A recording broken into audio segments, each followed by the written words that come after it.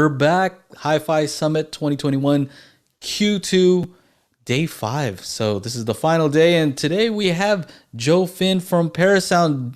Joe, welcome, and how's your integrity doing today? My integrity is enduring, Joe. Very good. All right. You All prepared right. that. I just made it up during the countdown. How are you feeling? I'm good. Yeah. I'm good. I have my coffee in my system. Yeah, I'm doing well. You're here, so I'm happy. We got Bingo. Parasound in the house. We got people in the chat waiting for you. They already have they have all kinds of questions, so I'm sure you can get to a lot of these, and you have a little presentation for us. But I was telling you backstage, I'm like, you're the kind of guy who doesn't need a presentation. You're great. Like, you can just answer questions. You're that kind of guy.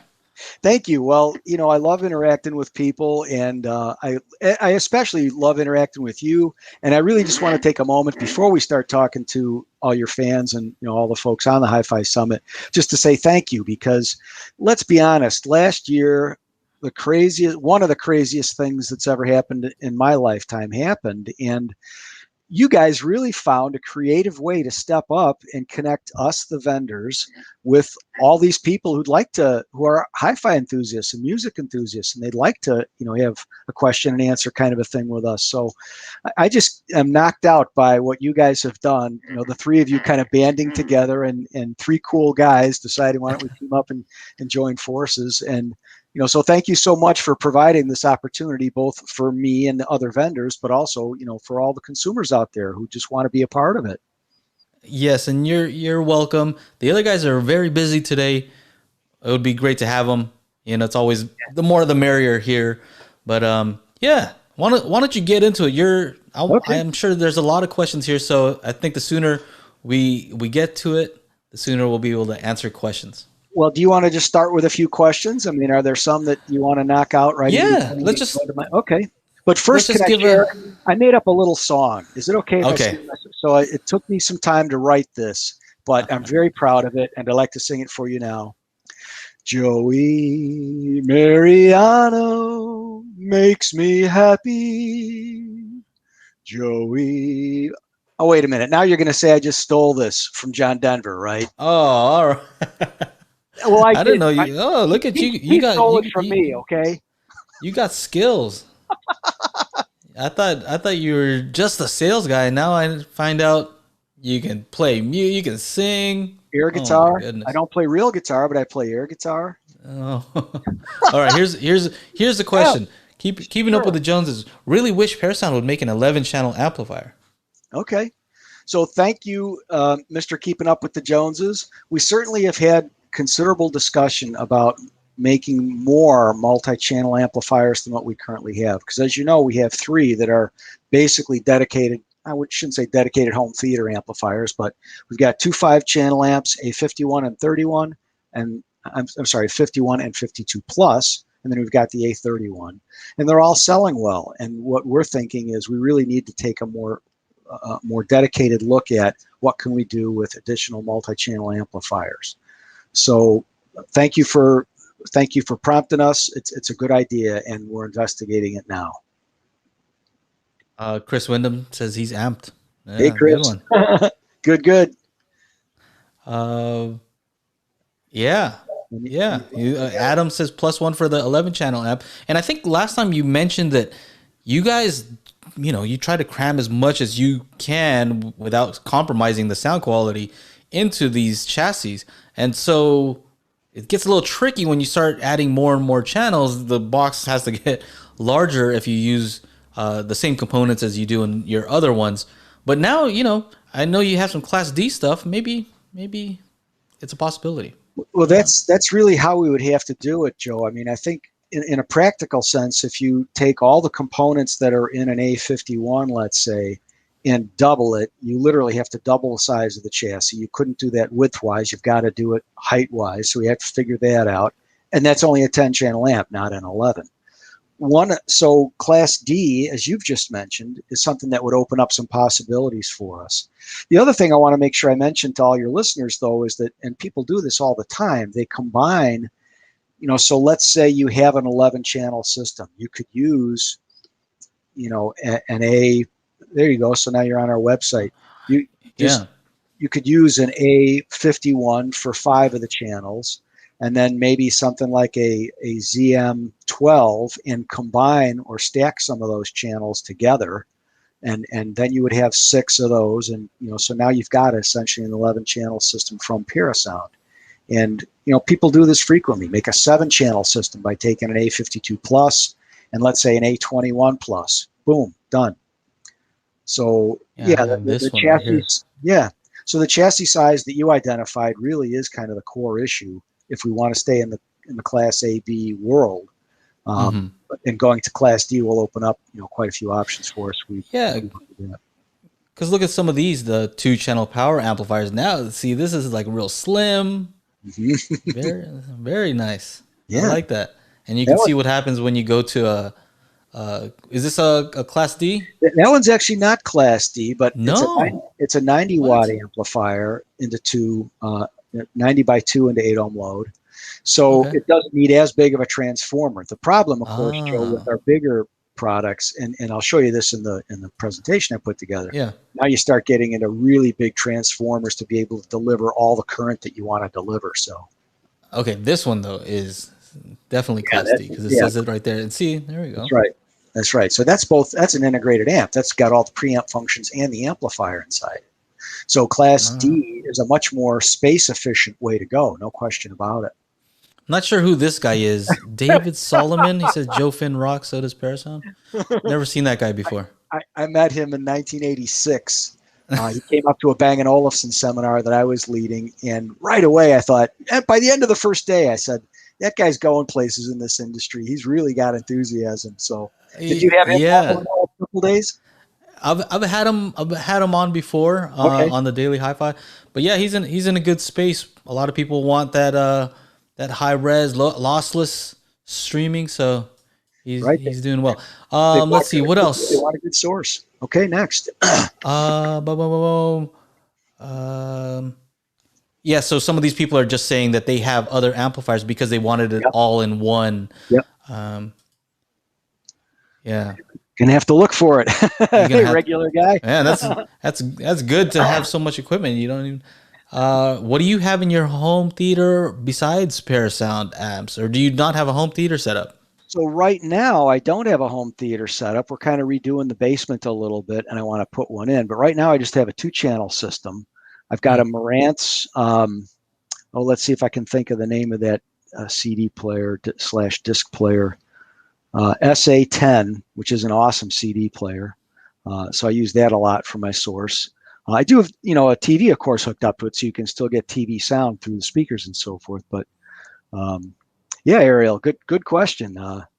Everybody likes the gear as well as the music, right? How about the speakers? How about the speakers? So right now I'm listening with a pair of, definitive technology speakers, and Hmm. we'll probably be changing that out at some point soon. I like to keep changing it around on speakers because that's, in a way, that's the most fun part of the whole audio chain, right? I mean, for Well, a lot of I'm people, noticing if you had Marantz and you had some Dev Tech, I think I have an idea where you used to work. So. well, that's right. But Sound United hadn't purchased Marantz back then. It was still Oh, a oh, okay. separate entity. So yeah, All yeah, right. good. All right. So, I Click on have the. your Okay, presentation ready if you want to okay. jump into it. So I just click on it, and you can Yeah. dial it in for me. Current Yeah. You slide. want to full screen that? There Yeah. we go. How's that look now? Looking good.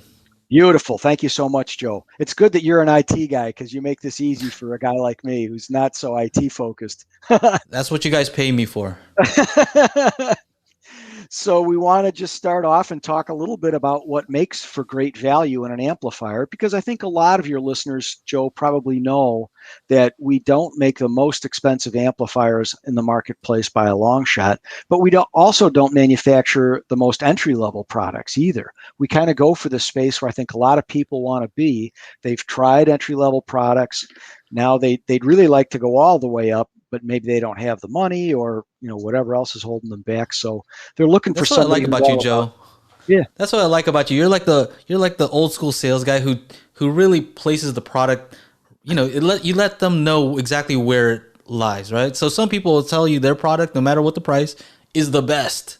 The best. It's just, no matter what, it doesn't even matter. And if Yeah. you switch to a different company, they'll tell you that product is, but Yeah. you place it right, not the most expensive, Well, but and also not the honestly, least expensive. that's right. And honestly, I figure I should do that because I know a lot of your listeners already know all about Parasound, but quite a Mm, few of them are relatively newer to the whole thing. And, we're not as well known as Yamaha makes pianos and tennis rackets and golf clubs and so on. It's yeah, motorcycles. Not as many people might know the Parasound name. So just to yeah. quickly kind of buzz through some agenda items here, we're going to talk a little bit about value engineering because really that is what we're all about.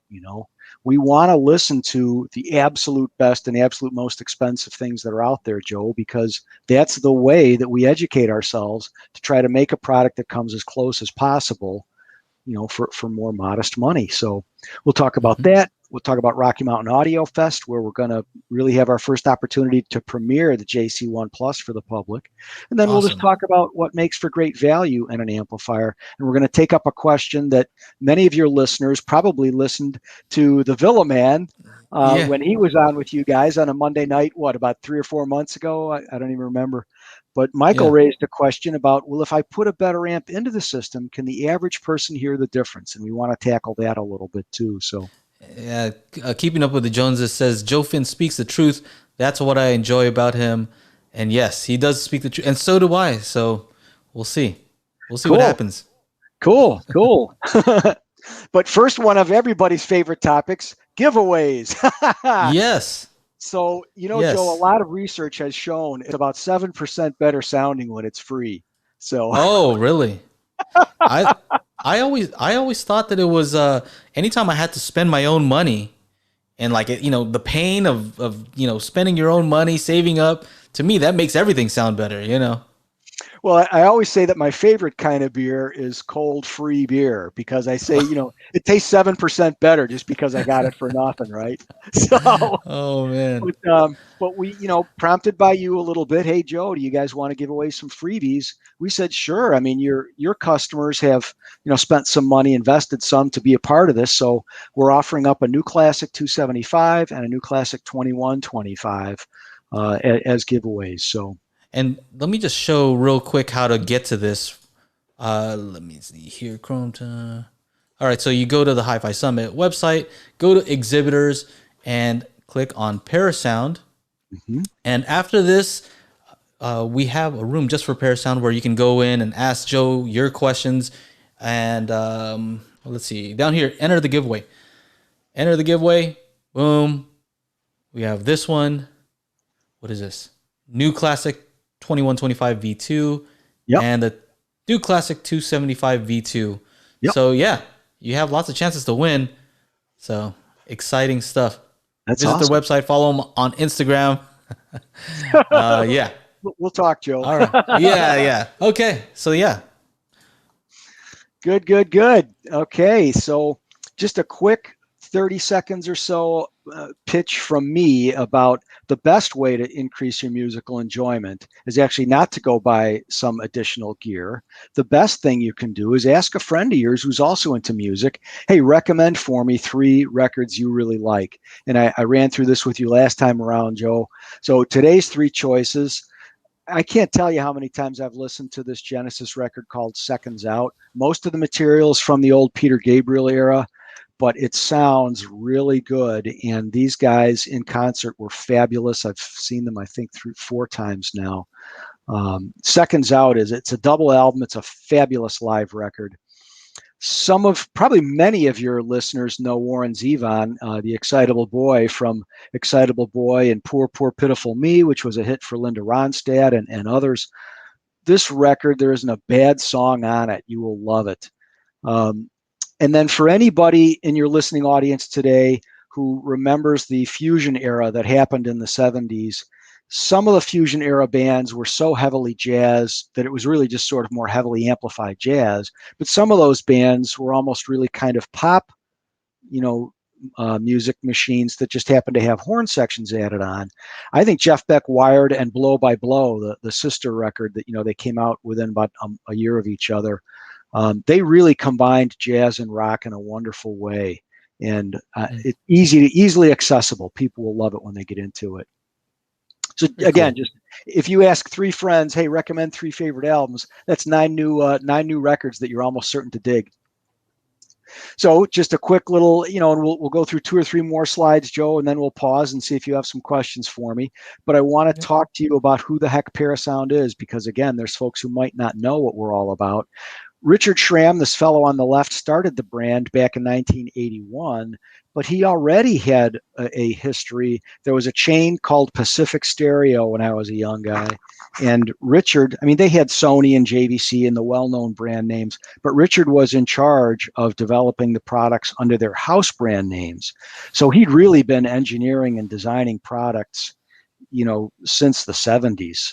And when I say value engineering defines our mission, we already touched on it, because we don't make the most affordable, most entry level things that are out there. And we also don't make, stratospheric products that I would love to own. But what we make are products that for a lot of your listeners, Joe, it really is exactly what they want, something that comes very close to the highest end, but it's within what their wallet can do, So we say high performance minus a high price tag. It's a good And combo.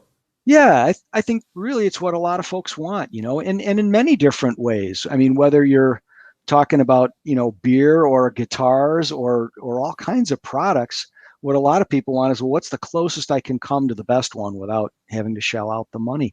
This John Curl over here on the right-hand side is a fascinating guy. He's been a big part of our success story. Has done concert sound and recording sound with Grateful Dead and Jefferson Airplane back in the 70s.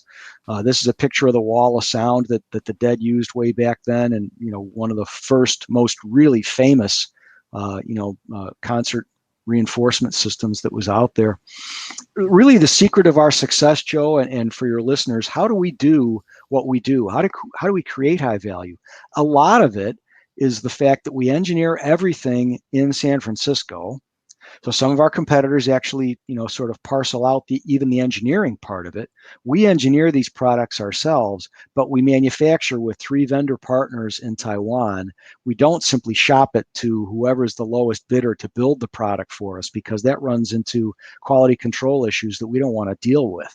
So really a big part of our story is, number one, our intention is to create high value products. That's how we think. Number two, we design them here. Number three, we manufacture them with some specific vendor partners. And that great design and efficient manufacturing approach, I think, has paid huge dividends for the brand over the 4 decades we've been at it. Love this positive feedback review. If I was shopping for a pair of mono blocks under 25 grand, the JC1 would be what I'd want. And this is a 16,990 a pair, pair of mono blocks. So even at 16,990 for a product, or a pair of them, obviously, for a left and right, really, even at that level, we can talk about being high value, because you can compare them against, in some cases, amplifiers that are 30, 40, $60,000 for a pair, and we stack up, very favorably, I would say. And who does the design on these? Because I think that your amps look great. Just They do. simple. Yeah, the cosmetic design is very good, and I think much better really now than maybe what Parasound had 20 or 25 years ago, or sort of more pure utilitarian. But thank you for the compliment. The aesthetic, what we're going for is, like you said, simple but nice looking at the same time. So we're not putting all the money into the faceplate or whatever, but really trying to bring a nice aesthetic to it. Oh, when you spend that kind of money, you want it to look somewhat nice. That's And right, Joe. and when you talk about value, I want to make sure to let people know that value doesn't necessarily mean cheap. Like the least expensive, because value is about what you can get for the dollar. So I don't want people to see 16 G's like, what are these guys talking about? When some people say, hey, this one's really inexpensive, it's only 16 G's. So Right. no. No, you make a great point, and we have, like I say, the integrated amplifier that we just looked at, the new Classic 200. It's a $1,200 product, and it's an integrated. Just plug in sources and speakers, and you're good to go. So, yeah, it's not just about the price. It's about what else could you buy at similar money? Is it a good value in relation to these other things? So we Right. want to welcome everybody, we hope, to Rocky Mountain Audio Fest. This is actually a photo of me doing demonstrations for the customers at Rocky Mountain Audio Fest in 2019. So we would love to see you, Joe, and all your customers, all the people who are listening in today. It's the same room even that we had last year. It's on the 11th floor, room 116, and it's at the same place, Gaylord Rockies Resort and Convention Center, October 8th through the 10th. So hopefully we'll get to meet all your people there. Yeah, hopefully. Now, before we start plunging ahead, let me just ask you: do you have some questions you want to stop? And has anybody rung in with anything? No, I think Okay. we're all good. Okay, sounds great. I'll, Yeah. I'll keep going in that case. So one of the things we're most proud of, I would say, are the reviews that we get, because the reviewers, of course, are constantly getting pieces of equipment in, and they're both trying to evaluate, is this a good piece of equipment, first off, because sometimes things have flaws that the reviewer just doesn't like. But then secondly, if he likes it and says it's a good piece of equipment, how does it stack up against other products that are in the same general category? And because they're not, it's not like they get in a new product every afternoon, but they do this on such a regular basis, they really oftentimes have a good perspective on what is high quality. And this one happens to be on the JC5, which is the step down. It's our best stereo amplifier we've ever made. And the comment from Home Theater Review: it plays whatever you want the way it was meant to be played. It's a stunning amplifier. And we're really, I think, especially proud of that one for $59.95 retail. Now you're at $6,000. It's still way beyond what some people are going to spend, but you're in a price ballpark that's obviously much more manageable than the $17K for the Paramono blocks. Um, so I thought that review was a good one to sort of jump off and start talking about, okay, well, what do we mean by great value in an amplifier? What are the things we're doing, and why? Sort of show your listeners the inside view of what we're doing, and try to kind of build the case from there. And then we're going to take a look at our Halo Hint 6, which is a $3,000 integrated amp that really sells very well for us. So first off, in a general sense, what are the characteristics of better amplifiers? We say number one, reliability and build quality. Because if you're going to lay out your hard-earned money for an amplifier, whether it's $1,000 or $17,000, either way, that's your hard-earned money. You want it to continue to work year after year after year. So we think the build quality of the product is in some ways the most important characteristic of it being a better product than something that's very, very affordable. Okay. Then the second thing is performance when driving difficult speaker loads. And I always mention this, but it's really true. You're looking at the spec sheet for some amplifier, right? And it says it's a 100 watt per channel amplifier. Okay, how did they test that? They put an 8 ohm load resistor onto the speaker outs, and there you measure it. It's 100 watts at its rated level of distortion. Okay, great. Well, nobody in your listening audience today listens to an 8 ohm load resistor. They always listen to speakers, whichever one. Here I've got 4 examples from well-known brands down below. But you listen to music in a system, okay? Never to an 8 ohm load resistor. And what happens if the speaker you're listening to dives down deep in impedance, and really starts presenting a challenging load to the amplifier? How is it going to perform? So that's the second thing. Then the third thing is high current capability.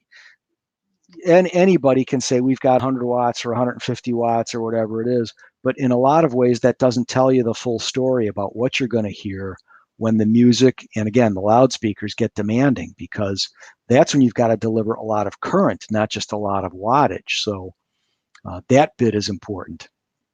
The fourth thing we think is solid state reliability, made it up as best we can to a Class A sound. So I think, there are many wonderful tube amplifiers on the market. I have nothing bad to say about any of them because I've enjoyed the sound of tube amplifiers.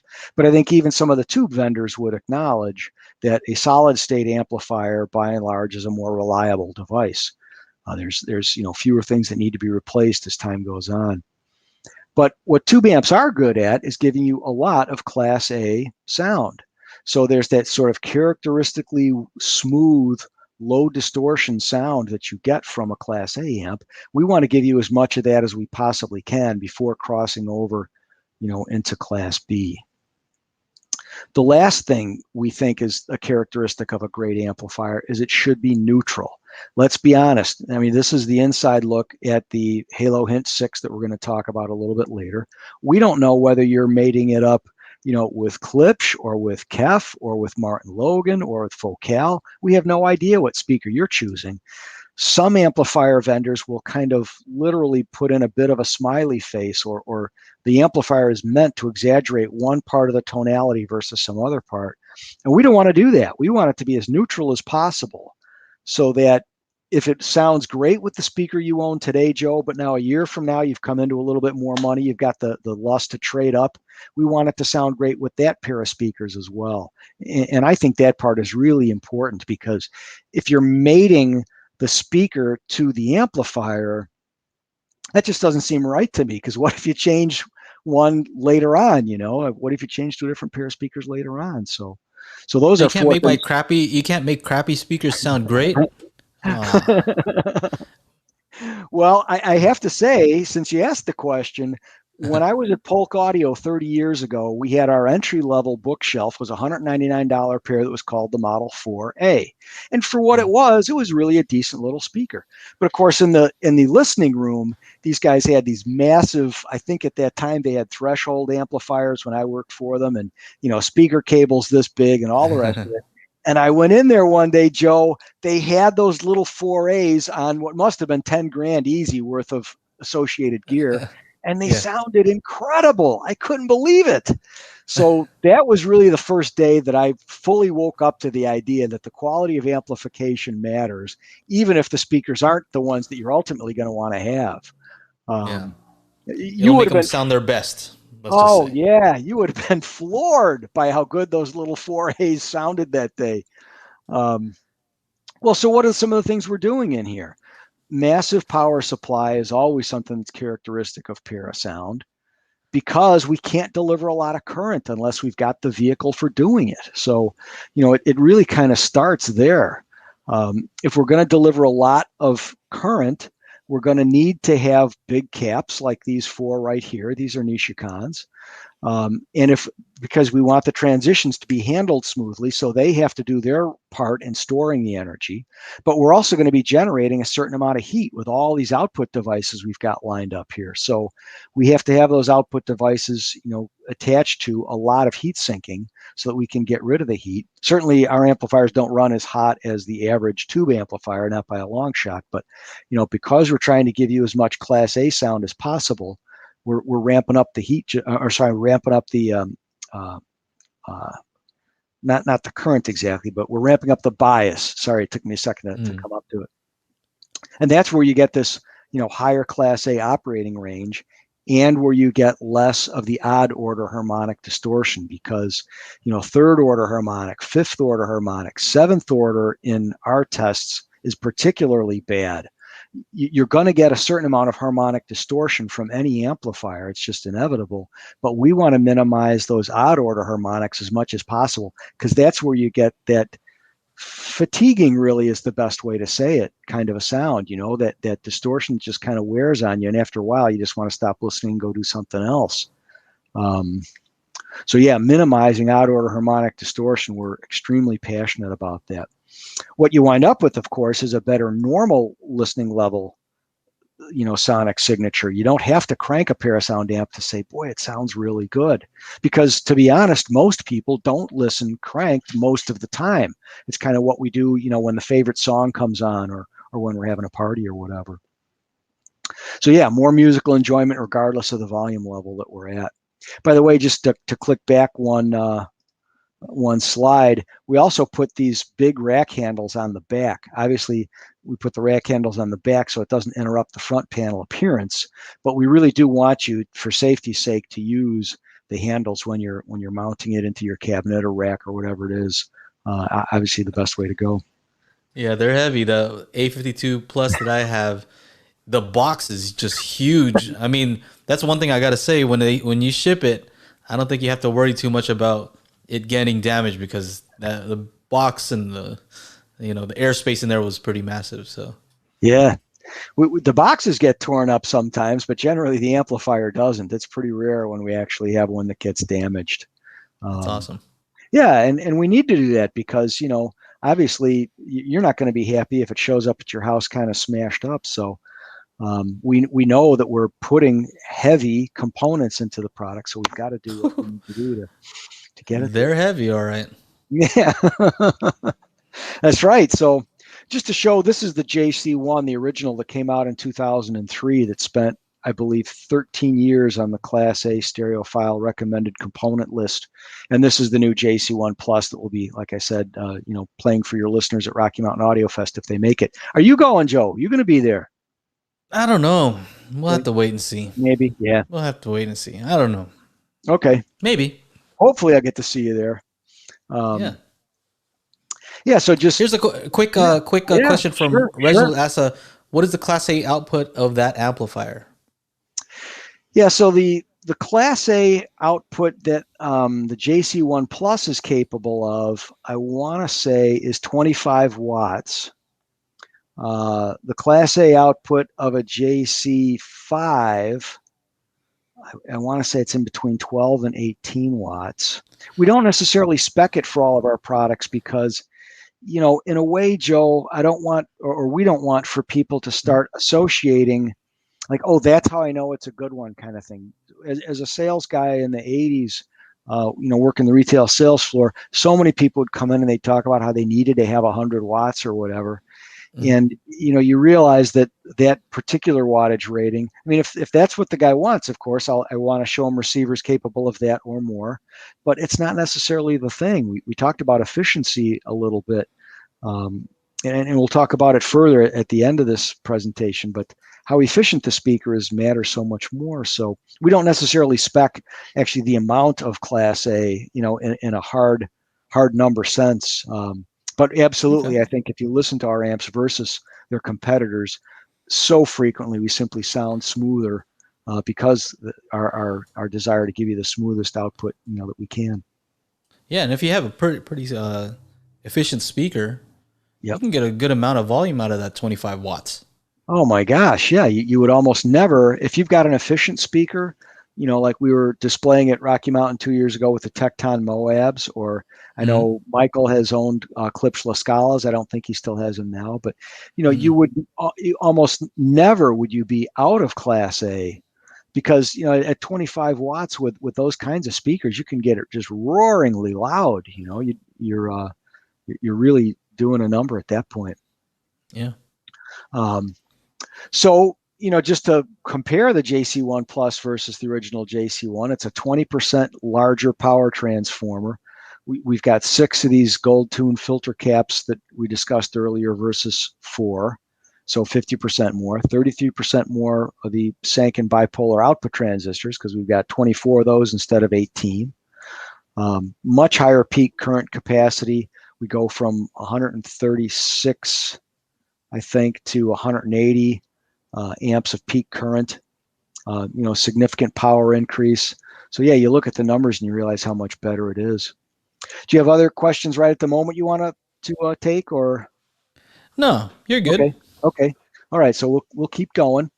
I want to just kind of show you what are some of the specific things we're doing. Well, what makes this thing an $8,500 amplifier? This JC1 Plus mono block. So let's just talk about some of the specifics to show you how we think about delivering, a low distortion, really enjoyable experience. So, maybe starting over here, this is a transformer. You see how massive this transformer is. This is a 30-pound transformer, okay? But it doesn't do everything inside the amp. You see we've got 2 more transformers over here. This is a R-core transformer. It only operates on the input and driver stages. So think about this for a second, Joe. Once you get distortion going in an amplifier, as you continue to move it downstream, it just keeps getting, the distortion keeps getting amplified, right? So in order to keep distortion out of the picture, we put a separate power transformer just to handle the input surges, okay? So now you've got what we refer to as a load invariant amplifier. It doesn't matter what is happening at the output stage. The input stage and the output stage are each on their own separate power supply, so that you're really getting the lowest distortion signal that you can possibly get.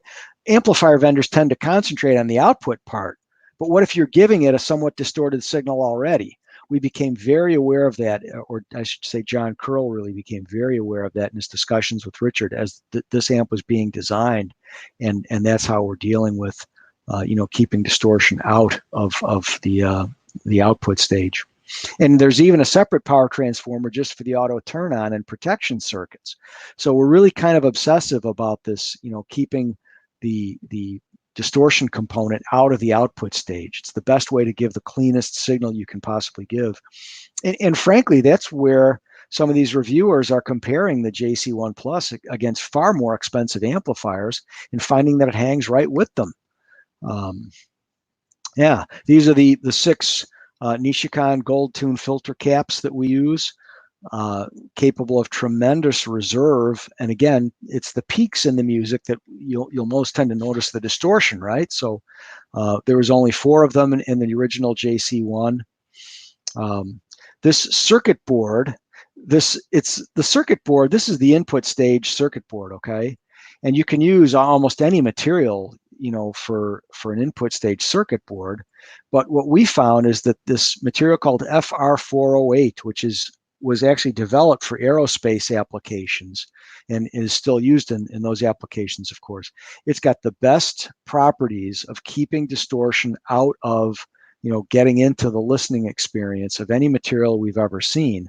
So it's what we use. It's much more expensive, than some of the other substrates that are out there. But again, that obsession with keeping the input stage as clean and distortion-free as possible so that when the signal goes to the output stage, it's pristine and all we have to do is amplify it.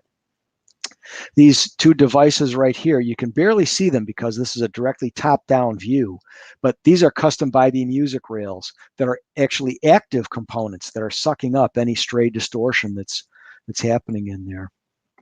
So, lots and lots of shielding in here to keep this away from the output devices.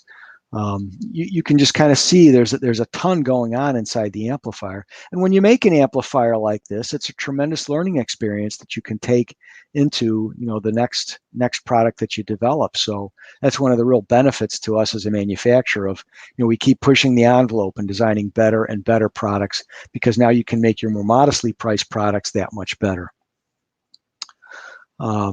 What's the sonic result of it? Again, solid state reliability and tube-like sound.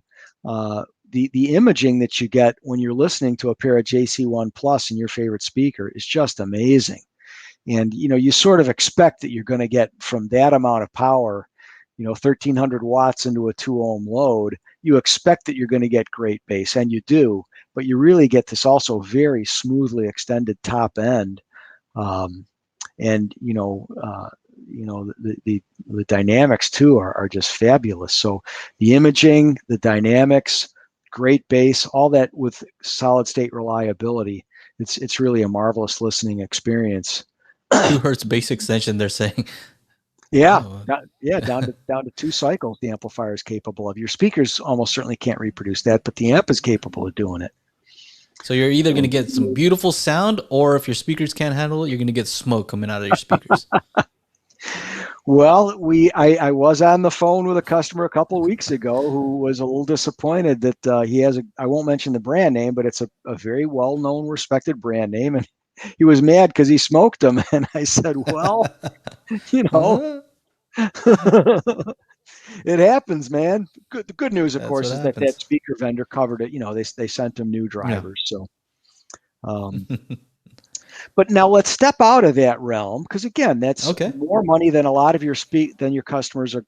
Not all your customers are going to want to spend that kind of money. So let's step out of that and let's just take a look at the Hint 6, which is an integrated amp.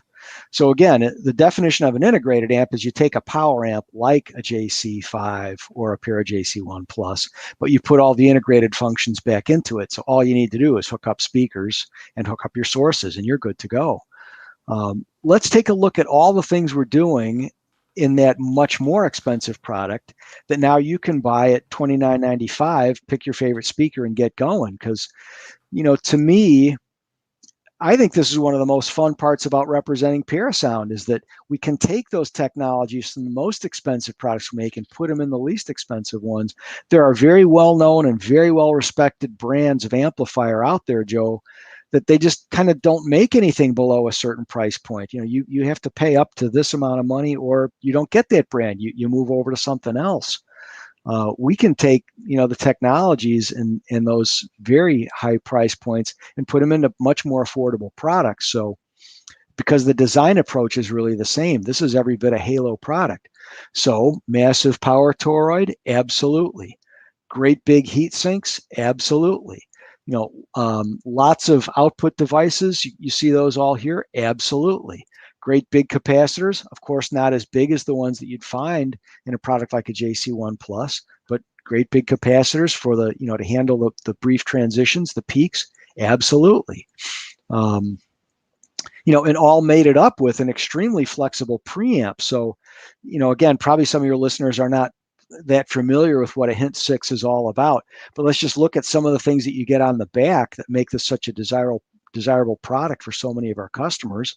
It's got plenty of power. It's 160 times 2 into an 8 ohm load, 240 times 2 into a 4 ohm load. It can dip down and handle 2 ohm loads, so you're covered there.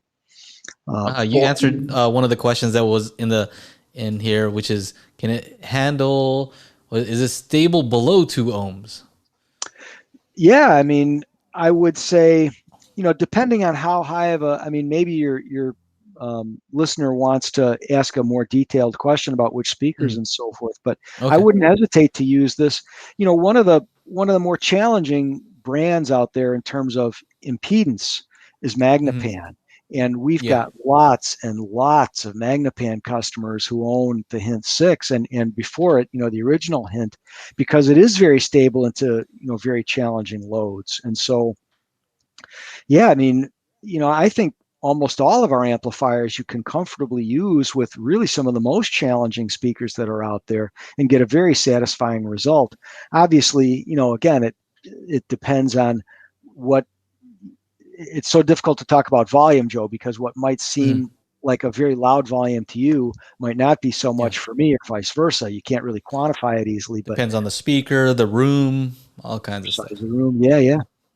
But yeah, you can use a Hint 6 with a pair of Magnapans and be a very happy camper in most cases. So, looking at all the features that you have behind this sub, so some really cool preamp. ones. You can hook up 2 different subwoofers, which of course, because I worked for Velodyne for 7 years and I love subs, twin subs are really the best way, or I should say multiple subs are the best way to truly fill a room with bass. I don't mean quantity necessarily, but quality in any room, Joe, whether it's, 10 by 12 dorm room kind of thing, or whether it's your entire basement or whatever. In any room, there are always going to be points where there are exaggerated parts and where there are nulls, where you almost can't hear any bass. The easiest way for any of your listeners on the call today to demonstrate this, just stand 5-10 feet away from the corner of your room and start talking while someone else is listening to you. Then just back up into the corner.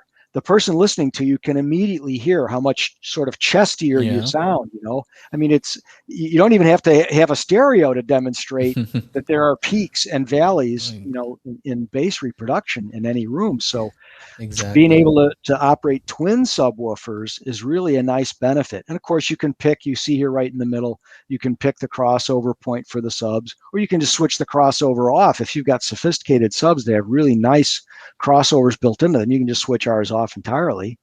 Somebody mentioned the home theater bypass, HT bypass, it says.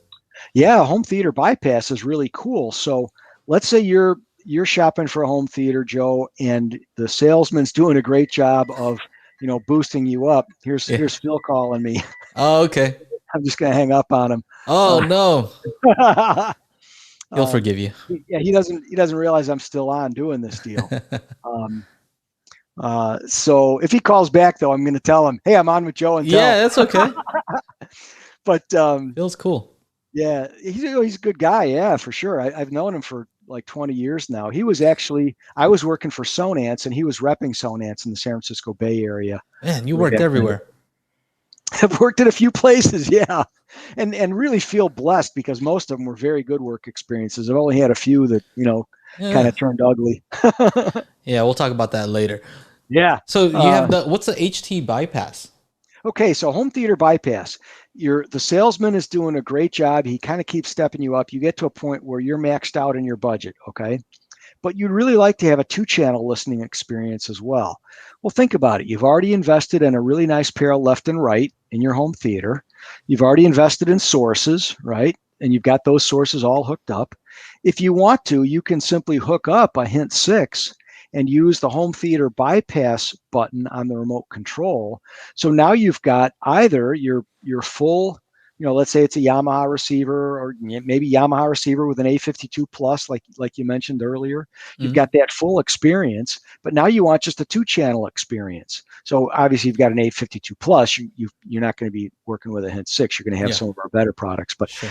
you literally can use those same left and right speakers and the same sources for your two-channel listening experience. Bang, with one push of the button on the remote. Okay. Mm. So that's a wonderful feature, the home theater bypass part.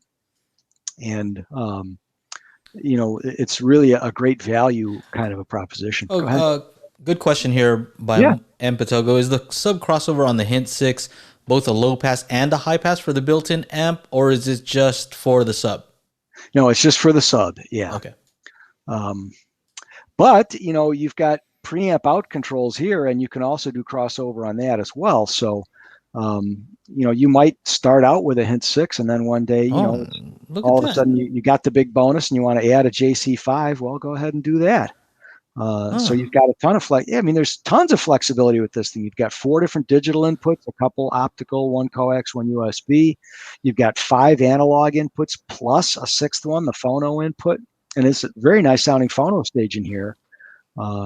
So yeah, loads of flexibility with this thing, and like I said earlier, plenty of power, even for a really challenging pair of speakers like a nice big pair of Maggies or something. So and that's again, I mentioned earlier, it like makes me happy to be representing Parasound because we can take these things we're doing at the top of our range and in a more miniaturized package, organize it for you so it's more affordable. yeah. This is actually the sister product to that Hint 6 is the P6 or preamp 6. So basically for about half the money, $15.95, you've got a preamplifier that has really every feature that we just saw on the integrated is in this guy. But now you've got the flexibility to pick how much power you want. You may need less power, than what you'd have in a Hint 6. So, you like that one rack space high amplifier we saw earlier, the Mhm. 275, or you might want to get a JC5 or a pair of 1 pluses or whatever. So you've got all those functions, reproduced here. So we've got, I think, about 10, 12 minutes left. Yeah. And I wanted to take up a question. I really wanted to sort of jump in somehow and insert myself that day that the Villa Man was on, but I thought, no, Cleveland's a good guy. He's already reviewed one of our amps. I think Yeah. he's going to review the A51 coming up here soon because we just got them back in stock. I don't want to trample on him. But Michael was talking about how, if I put a better amp into the system, I'm not 100% sure that all of my friends would actually even hear the difference.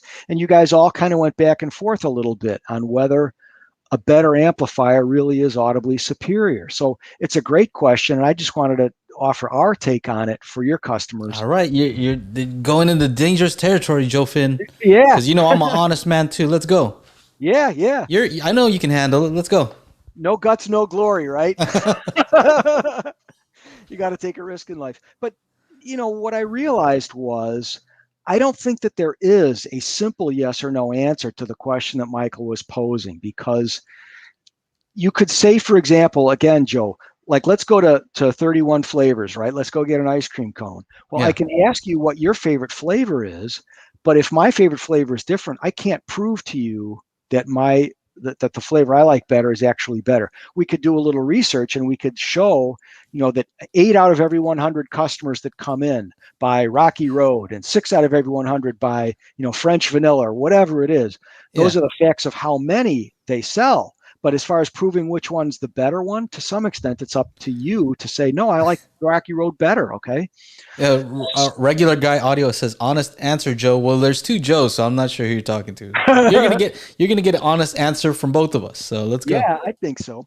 But I realize the reason why I don't think it has a simple yes or no answer is because there are some qualifying factors that affect the answer. So just for example, I realized right away that Michael, again, I think at that time you might have still had his La Scalas, you just sold them or whatever. But if you have a very highly efficient speaker, there's less of a need for a superb amplifier, right? Because of, I mean, a Klipsch corner horn, which is the one I've got over here on the left-hand side of the screen, what is that, a 96 dB efficient speaker? Yeah. It's way more efficient than a product like this Quad ESL 63 that I've got sitting next to it. So, just the amount of current that you need to supply to a Klipsch corner horn is much less than what you might have to supply to something else to get the same level of output.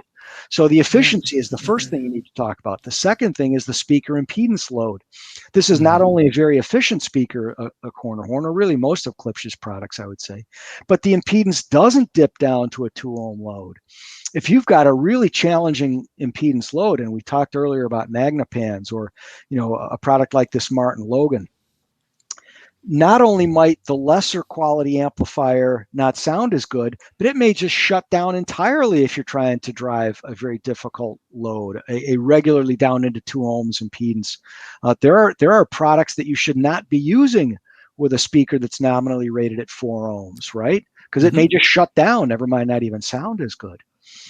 And then, two things that you and I have also discussed already in this little seminar. What is the room size? Is it, again, one of the first, times I really had the chance to crank my music was when I went away to college, and it was about a 10 by 12 room.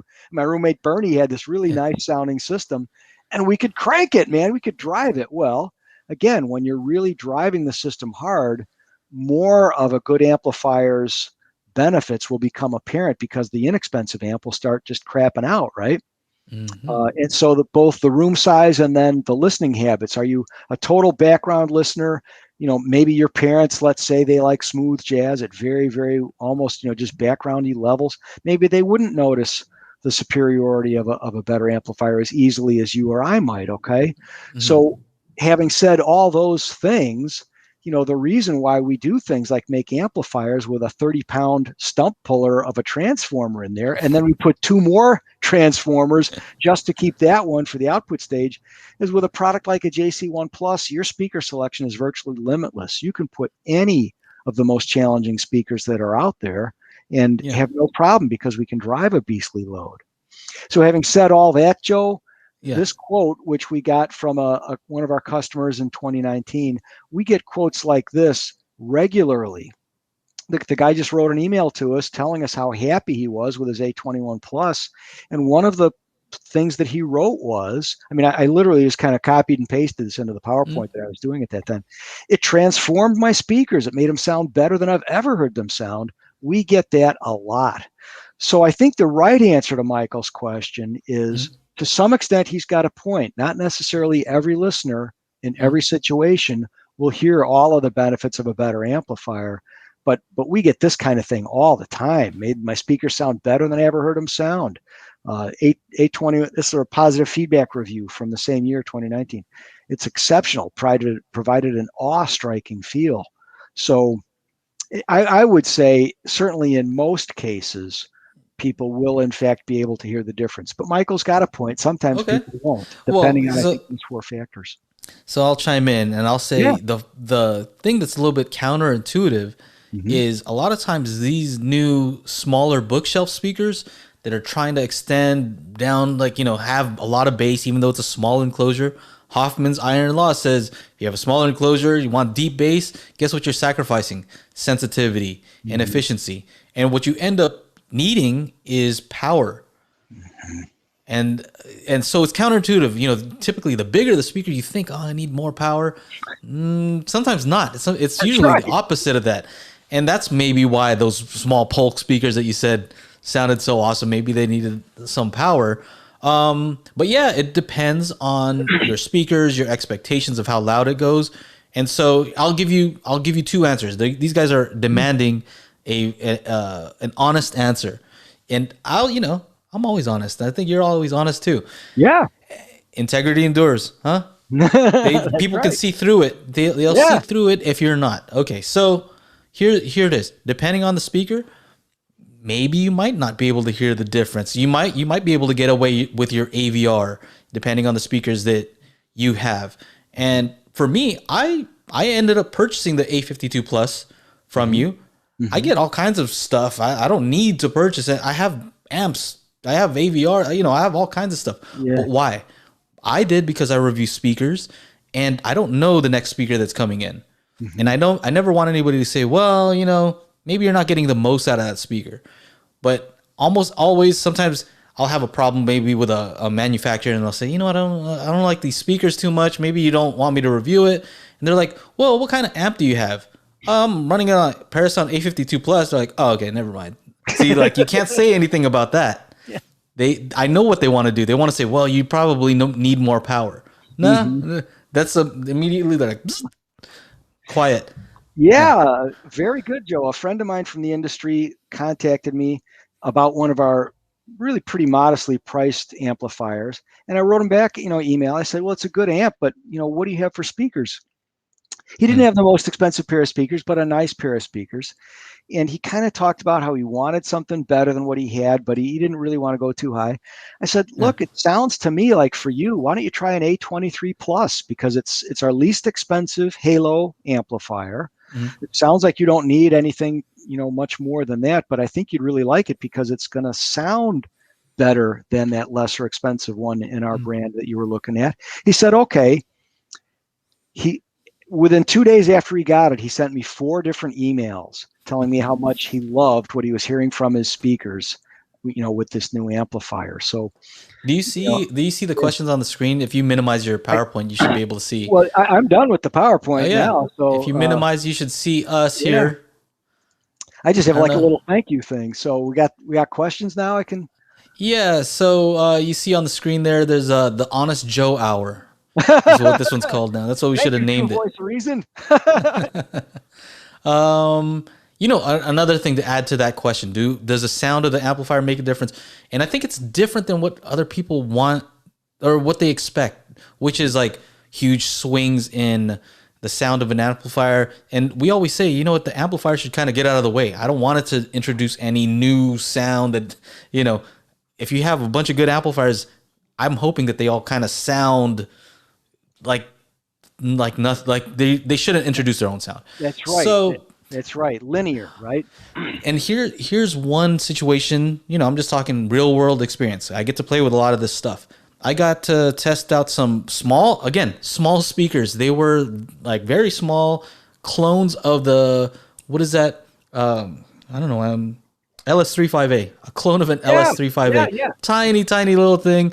I think it was what, 16 ohms or something weird, something weird. And I have different amplifiers I tested on. I have a little Class D amp that I tested on here at the desk, and I figure, these are some small speakers, probably going to be used at a desk. And I'm telling you, I had to turn the volume all the way up to get even just normal sound, not like loud. I'm talking about normal sound. I had to turn it all the way up. And what happens when you turn most inexpensive amps up at the max volume? Hissy. Yeah, not You hear good. that. And that's if I wanted to hear it at a normal volume. So, that's when you might need a more powerful amplifier because they can produce very loud volumes and they're not even working hard. Yeah, Not close to their max for sure. So anyway, yeah. another example. Yep, yep. Any other So questions here? posting audio Rockers. precision results like Monoprice Monolith does is that kind of data and transparency is what convinced me to buy Monolith. So good question, Rockers. Thank you for asking. We're not necessarily against it, but I think there are certain things that posting those kinds of specs can kind of leave out a little bit, like build quality and so forth. Um, we have, of course, a lot of information on our website, and we're always willing to entertain questions. I don't know if I got the chance to put up the last No. slide in my, but just to say, one of the things that's on that last slide is sales at parasound.com. Feel free, anybody that's on this call, that wants to ask a question, please feel free afterwards. I mean, are we going to stick around afterwards, Joe? And I'm going to, Yeah, I'm gonna give you a link, and you can yeah. stick around. I can actually show. Let me see here. I'm gonna share the website again where it shows the link. Okay. Support. If you go to parasound.com, very easy. Phone number and sales at parasound.com. Yep. There it is. And of course, if you have a service issue with any of our products, just send an email to service. So, but are you and I going to go into the little room afterwards and Yeah. handle? Okay, cool. Yeah, for sure. We're already up on an hour. I just figure I'll show, you can go to Parasound. I wish you guys can had the prices and all that, but I know you have a dealer network.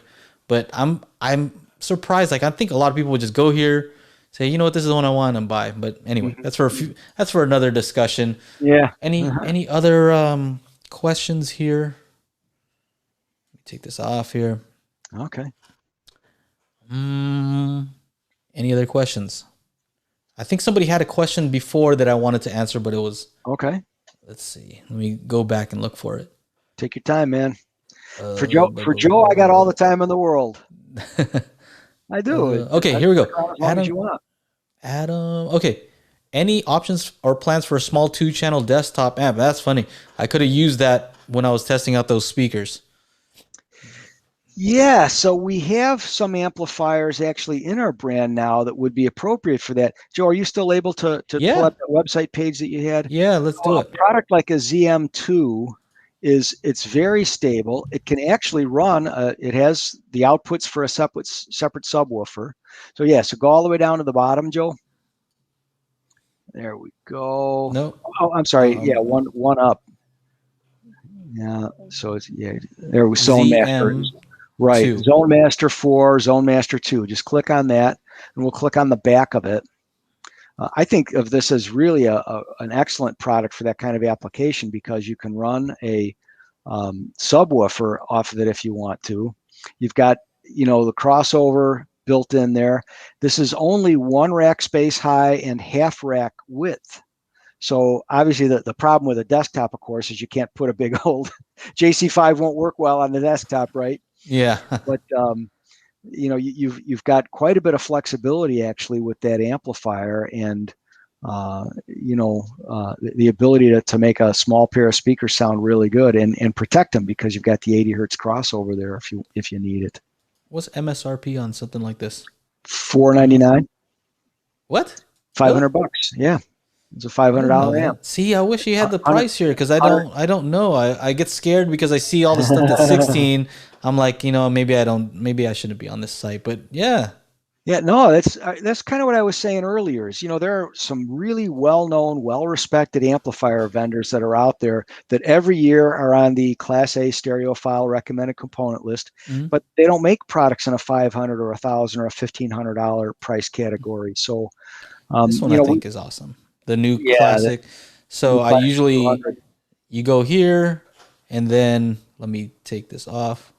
And then normally what I do is I look on your site for the thing that I want, and then I go and like to one of the online sales guys, and then I do a Google search. Yeah. And then whatever comes up. So I see Crutchfield. I see this guy here. Yeah. This guy. Oh no. Joe and Tell, and then Just Audio. It is kind of, the guys at Just Audio are fun guys. They're right in town here in Baltimore. Oh, yeah. Yeah. But it is kind of weird when you go on YouTube and there's a video of yourself, it's kind of like. Oh, my goodness. So, yeah, I did see you guys at Rocky Mountain. There's Richard, yeah. Yeah. All right. Well, cool. If you have anything else that you want to add before I give a link, I'm going to add a link here. Just simply to say thank you so much, Joe, and of course to Michael and Shauna as well. I think it's fantastic what you guys are doing, being able to connect the vendors, with the consumers. I just love it. So I got to get on your Monday night show one of these nights. Yeah, you're always invited. You got a slot where you don't have a featured speaker coming up? Yeah, you can pick any Monday. Any Monday you call me, and then we'll set you up. All right, so I'm going to add a link here. So link to the Parasound page on the HiFi Summit website. Okay. And when you go there, you're going to see something that says click here to enter the meeting. Okay. And that's where you can ask Joe all the questions. And also at the bottom of that page, you can enter the giveaway. Awesome giveaways. I would love to win some of that stuff. So yeah. And Joe, do I just stay on this and you take me into that room, or okay. You stay here. I'm going to end this. Thanks again for everybody who tuned in, and we'll see you soon. Bingo.